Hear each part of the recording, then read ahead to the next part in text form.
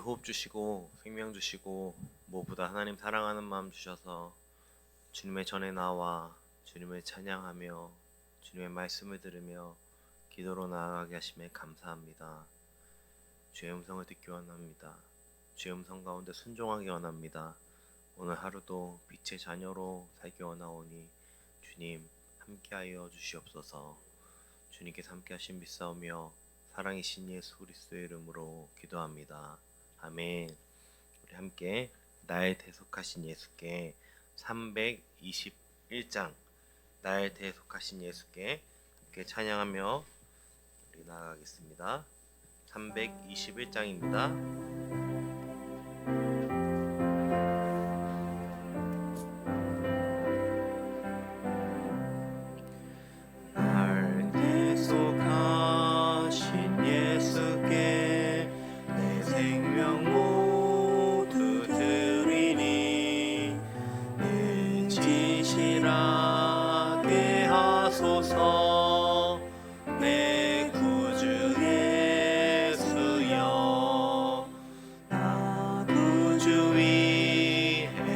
살리라 내 기쁨 한량 없으리 내 갈 길이 도하소서 내 구주 예수여 날 구원하신 예수를 일평생 의지하오니 날 영접하여 주소서 내 구주 예수여 나 구주 위에 살리라 내 기쁨 한량 없으리 내 갈 길이 도하소서 내 구주 예수여 주 십자가에 달리사 날 자유하게 했으니 내 몸과 마음을 주 위해 다스게 하소서 나 구주 위에 살리라 내 기쁨 한량 없으리 내 갈 길이 도하소서 내 구주 예수여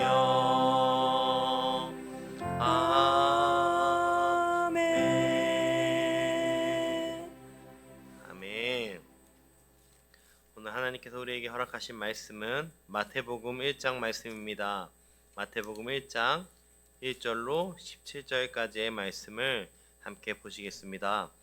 생명의 삶 오늘의 본문 마태복음 1장부터 1장 1절부터 17절까지의 말씀을 저와 여러분이 한 절씩 교독하신 후에 마지막 17절은 합독하겠습니다. 제가 먼저 봉독해 올립니다. 아브라함과 다윗의 자손 예수 그리스도의 계보라. 아브라함이 이삭을 낳고 이삭은 야곱을 낳고 야곱은 유다와 그의 형제들을 낳고 유다는 다말에게서 베레스와 세라를 낳고 베레스는 헤스론을 낳고 헤스론은 람을 낳고 람은 아미나답을 낳고 아미나답은 나손을 낳고 나손은 살몬을 낳고 살몬은 라합에게서 보아스를 낳고 보아스는 룻에게서 오벳을 낳고 오벳은 이새를 낳고 이새는 다윗 왕을 낳으니라. 다윗은 우리아의 아내에게서 솔로몬을 낳고 솔로몬은 르호보암을 낳고 르호보암은 아비야를 낳고 아비야는 아사를 낳고 아사는 여호사밧을 낳고 여호사밧은 요람을 낳고 요람은 우시야를 낳고 우시야는 요담을 낳고 요담은 아하스를 낳고 아하스는 히스기야를 낳고 히스기야는 므낫세를 낳고 므낫세는 아몬을 낳고 아몬은 요시야를 낳고 바벨론으로 사로잡혀 갈 때에 요시야는 여고냐와 그의 형제들을 낳으니라.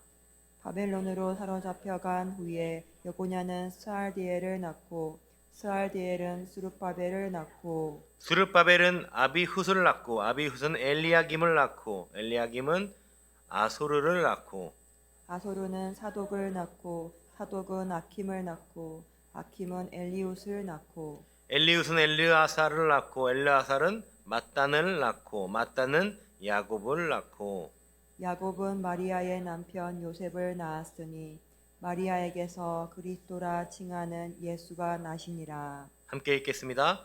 그런즉 모든 대수가 아브라함부터 다윗까지 14대요 다윗부터 바벨론으로 사로잡혀갈 때까지 14대요 바벨론으로 사로잡힌 후부터 그리스도까지 14대더라. 아멘. 아멘.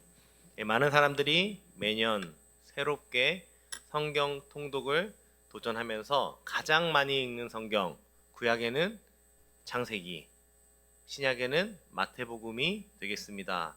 그 중에서 특히 마태복음을 읽을 때 사람들이 부담스러워하는 부분이 바로 오늘의 이 본문이죠. 이 족보가 나오는 상황 가운데 이 족보를 도대체 여기에 왜 넣었을까? 그리고 외우지도 못하는 사람들의 이름을 왜 계속 이렇게 읽어야 될까? 이게 이제 제가 어릴 때부터 겪던 이제 고민이었습니다. 저는요, 달성희 씨 3대입니다. 네, 저희 족보는 원래 장흥희 씨인데요. 저희 할아버지께서 집안 어른들과 싸우고 떨어져 나와서 본인이 달성희 씨 1대가 되셨고 제가 3대입니다. 그래서 저는 믿음의 계보와 성씨가 똑같이 이제 3대인 족보가 없는 그런 굉장히 짧은 그런 족보입니다. 근데 예수님의 족보는요, 굉장히 길어요. 14대, 14대, 14대. 굉장히 긴 족보가 과연 여기에 왜 기록되어 있는 것인가? 그러니까 우리가 이렇게 단순하게 생각하면 이렇게 생각할 수 있죠. 예수님만 내가 제대로 알면 되지 왜 굳이 예수님의 족보까지 알아야 하느냐, 이렇게 생각할 수 있고, 저도 그렇게 어린 시절부터 생각을 해왔습니다. 그런데 예수님 시대의 족보는요, 우리가 지금 생각하는 족보와는 조금 기능이 달랐습니다. 예수님이 사셨던 고대 근동의 족보는요, 한마디로 자기소개서라고 할 수 있습니다. 내가 어떤 사람인지를 증명하는 거예요. 또 나의 이력서인 거예요.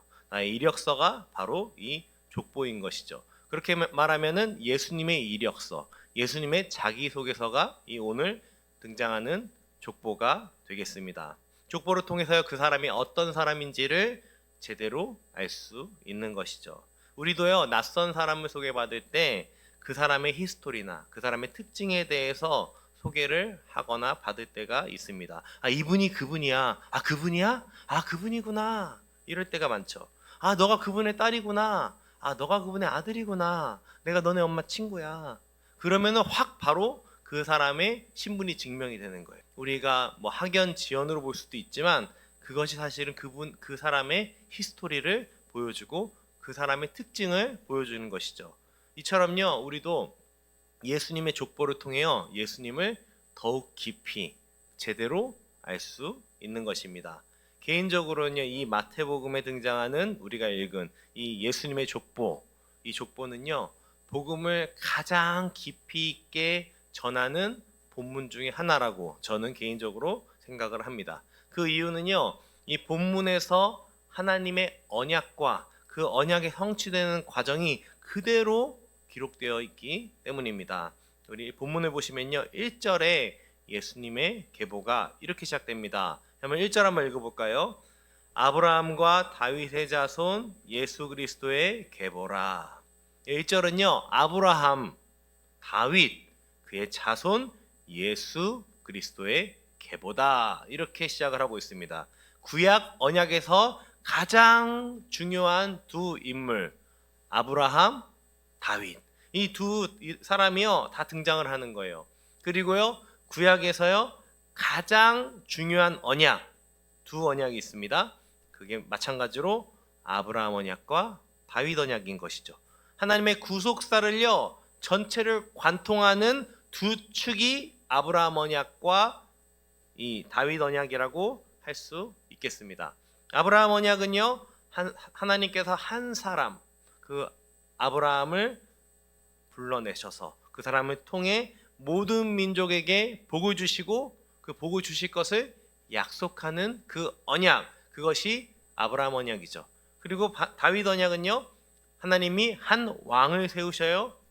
그리고 영원히 다스릴 나라를 약속하시는 것이 이 다윗 언약입니다. 두 언약의 특징은 뭐냐면요, 언약은요, 약속은요 서로 맺는 거예요. 근데 하나님께서 일방적으로 맺으세요. 아무 능력이 없는 자들과 일방적으로 맺으시는, 하나님이 누군지도 모르고 살아가는 아브라함을 불러내시고, 양이나 치면서 그냥 그렇게 유리하며 살아야 되는 다윗을 불러내시는 무조건적인 언약인 것이죠.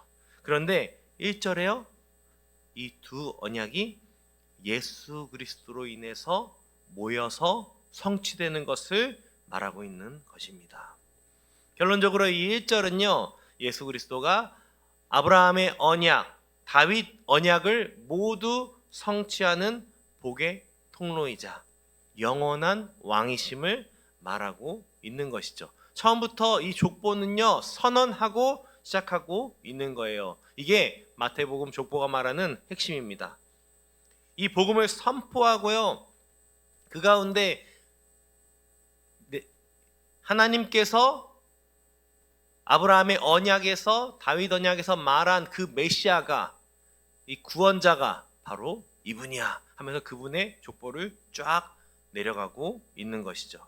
그렇게 세부적인 족보가 흘러나가는 데 있어서 또 우리가 중요하게 살펴봐야 할 몇 가지 특징이 있습니다. 첫 번째로요, 하나님의 아들의 족보에 감히 여자가 5명이나 등장을 합니다. 어디 감히 여자가? 제 생각은 아니고요. 저는 여자를 사랑합니다. 저도 저희 집에 여자가 4명이나 있잖아요. 굉장히 사랑해요. 하지만요, 그 당시 독자들이 읽을 땐 이것은 굉장히 불편한 거예요. 굉장히 불쾌한 거고요. 어떻게 하나님의 아들이라고 말하면서 아브라함 이름을 언급하면서 다윗 이름을 언급하면서 그 언약들을 읽는 독자들은요 다 캐치를 했단 말이에요. 그 가운데 쭉 읽어나가는데 다말? 굳이 이름을 여기 써야 돼? 라합? 이건 아니지 않나? 룻? 야, 이거 예수님 안티 아니야? 이런 생각이 들 수 있는 그 명단인 거예요. 그 당시 독자들은요 그렇게 얘기하는 거예요. 그 기껏 여자들이 등장하는 것도 충격적인데, 그 기껏 등장한 여자들이요 족보에 등장하기에는 조금 문제가 많은 여자들을 넣고 있는 것을 이 독자들은요 마주해야 했던 것이죠. 다말이 누구입니까? 이 3절에 유다는 다말에게서, 이 다말은요 시아버지 유다와 함께 아이를 갖게 된 며느리입니다. 그 며느리가 굉장히 요즘 시대에 봐서도 이건 어떻게 시아버지의 아이를 임신한 며느리? 이거는 좀 아니지 않나? 이런 생각이 드는데 수천 년 전에 이것이 쓰였다는 것이죠. 또 라합은 누굽니까? 기생입니다. 그것도 이방 출신 기생이에요. 룻은요 이스라엘이 상종하지도 않는 모함 여인입니다. 우리아의 아내 밧세바. 다윗과 불륜으로 아이를 낳았습니다. 이것이 누구의 족보냐? 예수님의 족보예요. 마리아는 결혼도 하지 않은 소녀가 혼전 임신으로 아이를 갖게 된 여인 아닙니까? 아니, 기왕 족보에 등장할 것 같으면 왕비나 공주나 여선지자나 이런 여인들을 기록해야 할 것 같은데, 예수님의 족보에 등장하는 여인들은요 음란하고 더럽고 수치스러운 모습 그대로, 죄인의 모습 그대로 기록이 되어 있습니다. 여자들만 그럴까요? 아닙니다. 그 당시 사회적으로 천대를 받고 지위가 낮았던 여자들 뿐만 아니라 남자들 중에, 특히 그 당시에서 사회적으로 가장 지위가 높았던 이들도 마찬가지였습니다. 7절에 보면 르호보암이 나옵니다. 이 르호보암은 왕이었습니다. 그러나 이스라엘을 두동강 내버린 오명을 남긴 왕이죠. 본인의 뜻대로 하나님께 묻지 않고 마음대로 하다가 나라를 하나님이 하나로 세우신 나라를 찢어버린, 물론 그 앞에 그 아버지의 죄가 있었지만 그래도 그 오명을 남기는 왕이 르호보암이에요. 족보의 그 이후에 연이어 등장하는 아비야, 요람, 아하스 같은 왕은요, 천하에 이런 왕이 있나 싶을 정도로 하나님 보시기에 몹시 악한 왕으로 평가를 받습니다. 그 중에 아하스는요, 악인 중에 악인으로 평가를 받는 인물이 이 아하스예요. 이러한 악한 인물들이여 예수님의 족보에 들어 있는 것이죠. 예수님의 족보는 분명 이 세상에서 가장 중요한 족보이고 가장 존귀한 족보입니다. 당연하죠. 하나님의 아들의 족보이기 때문에. 그런데요, 그 예수님의 족보의 내용들은 인간의 온갖 죄악과 더러움으로 얼룩져 있는 것을 오늘 본문을 통해 우리는 보게 됩니다. 이 족보가 주는 메시지가 뭘까요? 왜 굳이 이렇게 마태는 기록을 해놓은 걸까요? 이렇게 마태를 통해서 이 내용을 기록하게 하신 하나님의 뜻은 무엇일까요? 이 족보가 주는 중요한 메시지가 있습니다. 예수 그리스도께서 바로 이러한 죄인들을 위해 오셨다는 것입니다. 뿐만 아니라 예수 그리스도가 이 족보의 후손으로 오셨습니다. 그 무슨 의미냐? 이 죄인들과요 한 핏줄이 되신 거예요. 이 죄인들과요 한 형제 자매가 되신 거예요. 기왕이면 근사한 내가 누구누구의 후손이야 이러면 좋겠는데 다말의 후손이고요, 룻의 후손이고요, 기생 라합의 후손이에요. 그게 예수님이에요. 그렇게 오셨어요. 한 형제 자매가.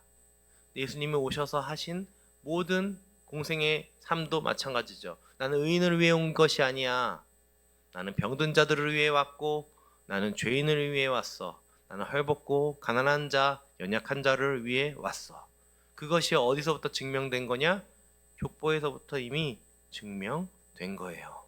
가난하고 헐벗은 자 뿐만 아니라 왕인 것 같이 살아가지만 빈 깡통처럼 살아가는, 왕이지만 아무 의미 없는 악한 인생을 살아가는 자들을 위해 오신 예수님. 이것이 얼마나 놀라운 일입니까? 하나님의 아들이신 예수 그리스도께서 선택하신 족보가 고귀하고 거룩하고 흠이 없는 족보가 아니라 가장 더럽고 가장 죄인된 그 족보와 한 가족이 되신 것입니다. 이것이요 우리가 받은 사랑입니다.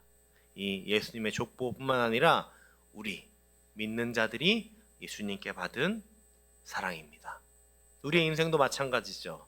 우리와 같은 모습이 없습니까? 이 밧세바와 같은 모습이 없습니까? 라합과 같은 모습이 우리에게 없습니까? 우리의 인생은요, 저도 마찬가지고요, 여러 죄악과 연약함과 실패와 두려움으로 얼룩져 있는 제 인생. 근데 예수님께서는요, 그런 저를 위해 오셨어요. 그런 저를 위해요, 제 핏줄이 아니라 그리스도의 피로요, 저를 완전히 사셔서요, 한 형제 되고 한 가족 되셨습니다. 그것이 저와 여러분이 받은 사랑입니다. 그런 사랑 가운데 오늘 하루도 그 감격하여 사랑하는 우리 더원 모든 가족들 되기를 축복합니다. 우리 이 시간 기도하기 원합니다. 우리는요 너무나 작고 너무나 볼 수 있는 것이 한계가 있기 때문에 우리가 받은 사랑을 이따금씩 아니 매일매일 잊고 사는 것 같습니다. 이 죄인의 족보, 이 더러움으로 연약함으로 수치로 얼룩진 이 인생 가운데 주님이 오셨다는 것을 우리가 오늘 하루 다시 한번 고백하며 나아가기를 축복합니다. 그래서 우리의 삶의 오늘 모든 순간, 모든 상황들 가운데 주님만 중심 되시고 주님만 주인 되시기를 축복합니다. 우리가 살아가는 모든 순간 가운데, 삶의 모든 상황 가운데 나보다 그리스도가 내 안에 살아 역사하시기를 축복합니다. 우리 이 시간 그것을 위해서 함께 기도하시고 또 우리 교회를 위해 기도하셨으면 좋겠습니다.